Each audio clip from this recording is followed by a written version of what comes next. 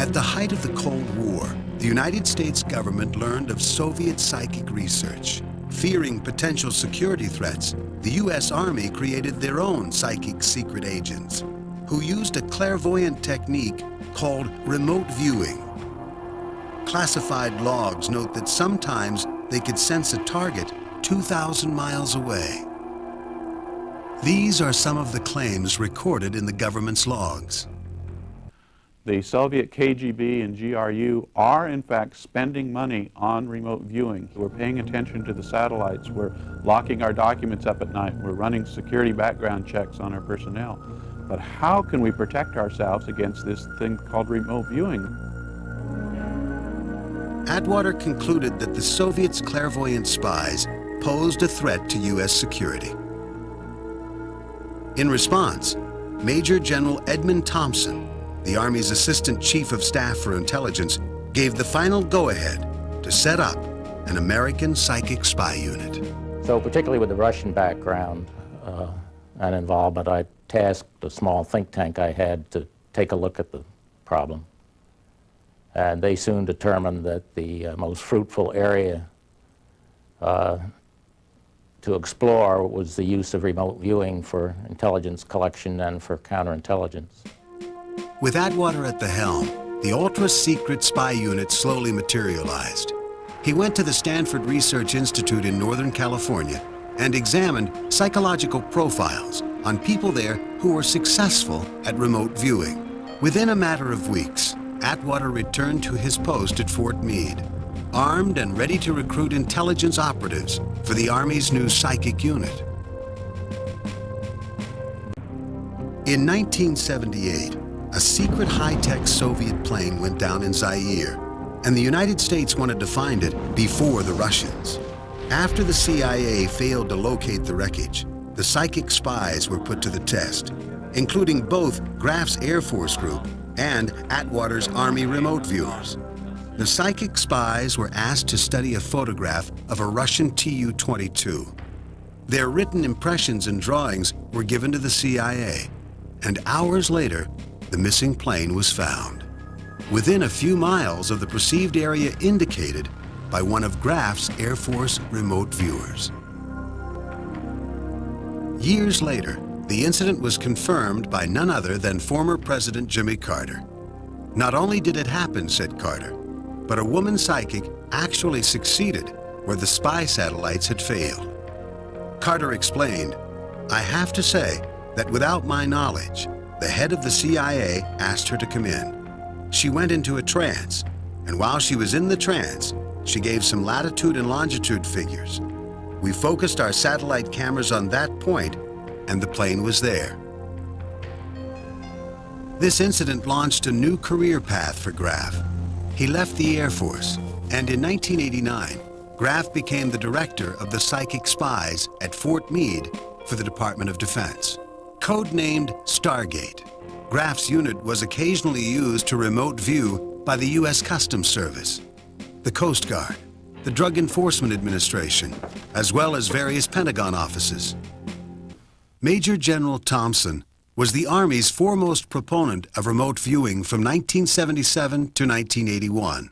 He witnessed the results of psychic spying missions firsthand. Over the years, there have been sufficient demonstrations of the existence of so-called extrasensory perception that it exists.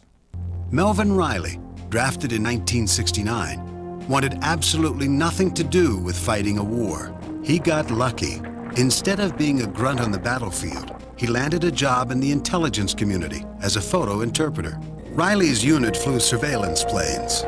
He sometimes served as an aerial observer, peering through binoculars and telling colleagues where they should point their intelligence-gathering equipment.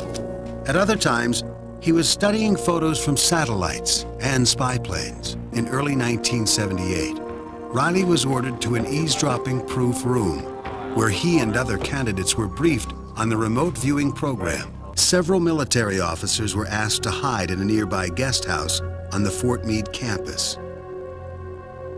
Riley attempted to find them. He sat in a dimly lit room and described his impressions. In 1979, when other forms of intelligence gathering failed to figure out what kind of nuclear device the Chinese had just developed. The military brought in several of the psychic spies. What is the design of the nuclear device, they asked. Were the Chinese going to test it? They were never told what the actual target was prior to, during, or after the mission. However, information had its way of trickling down to the psychics. Within days of the remote viewing sessions regarding the nuclear device, Riley discovered that the Chinese attempted to test one. It misfired. Intelligence analysts would take Riley's psychic work and review it in order to determine if any of the information was useful. At times, Riley would become frustrated because he wanted to know more about his mission, and the government refused to tell him. Then there were the rare times when Riley discovered his senses were a direct hit. Our unit was given the task of supposedly looking at some new Soviet-type aircraft. I was really confused by this thing that had a big fuselage kind of shape, like a Boeing 747, but it didn't have any tail. Riley's intricately written impressions and sharply drawn sketches were given to the Air Force. The drawings were immediately confiscated, and Riley was told to stop remote viewing the target. Unbeknownst to Riley, he had remote viewed his way into the heart of the stealth B-2 bomber program. Edwin May, former director of the Stanford Research Institute, agrees that remote viewing worked and had been demonstrated repeatedly by military personnel. He says he bases his conclusion not on belief, but rather in years of research and experiments. Captain Paul Smith was not afraid of controversy. When he heard about the paranormal unit in 1983, then known as Stargate, he eagerly introduced himself to its commanders. Well, our mission is to collect intelligence using parapsychology skills. I don't remember exactly how they phrased it. Essentially be psychics. And I thought for about 2 seconds and said, okay, where do I sign? On Thursday, May 15th, 1987, the unit's command ordered Smith into the remote viewing room and gave him the longitude and latitude numbers of a location. Smith hit the target. Smith perceived the presence of a U.S. naval ship, a missile, an explosion, confusion, and a tragic loss of life. 48 hours later, thousands of miles away in the Persian Gulf, an Iraqi warplane fired a French-made Exocet missile and hit a U.S. Navy warship, the USS Stark. 37 members of the crew were killed. Joe McMonagle joined the Army in 1964. He wanted to be in artillery, but instead ended up in intelligence.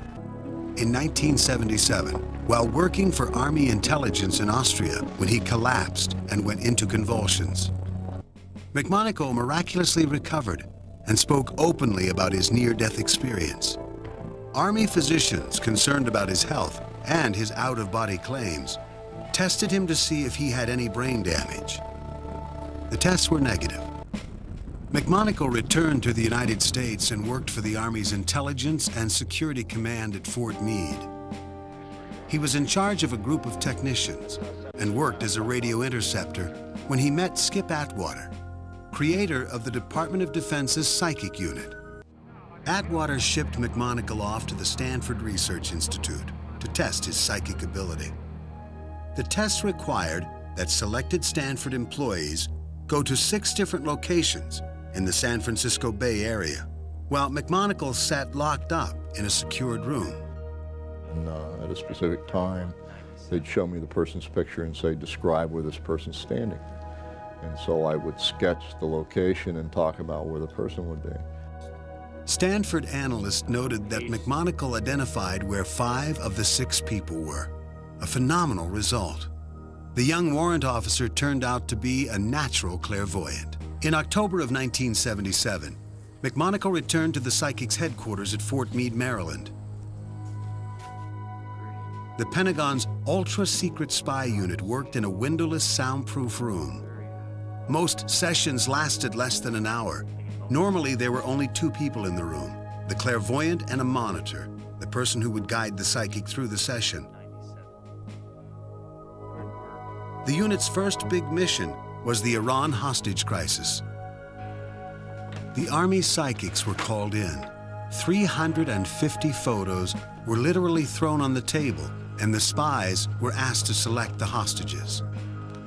And over a course of about a day and a half, the group of remote viewers were able to positively identify 64 people. And we were also able to identify 3 or 4 people that weren't held with the rest of the hostages. Among McMonagle's other disclosures, he also claims to have penetrated a secret Soviet building and detected a high-tech submarine, the Typhoon, the largest submersible ship in the world. And he takes credit for visualizing where kidnapped Brigadier General Dozier was being held by the Red Brigade terrorists in Verona, Italy, from its inception in 1977 to its end in 1995, at a total cost of $20 million. These are some exceptional psychic missions where the remote viewers were able to sense the target and draw almost perfect pictures. In 1995, Congress requested an independent investigation into the reliability of using remote viewing for intelligence gathering. I concluded that it definitely has been established as a phenomenon, or something similar to what we call remote viewing. The remote viewers and the Stanford analysts claim credibility can be found in this highly sensitive log that recorded the unit's activities from 1979 to 1989. It notes that between November '79 and January 1981, remote viewers provided a total of 183 reports to the Joint Chiefs of Staff regarding hostages in Iran. Congress scrapped the psychic unit in November of 1995. Soon after, the Army tore down the remote viewers' headquarters at Fort Meade. Jessica Utz questions the value of psychic spies for espionage, but believes the government should have continued its remote viewing research program. I believe that the government made the wrong decision in pulling the rug out from under the research program, because I think that what we need to do now is figure out how this works, and it really ought to be funded in the open scientific fields like any other area that we're trying to get a handle on. The final judgment about remote viewing may have to wait until the end of 1998. At that time, according to the CIA, information regarding the psychic unit, now known as the Stargate Collection, will be declassified and made available to the public.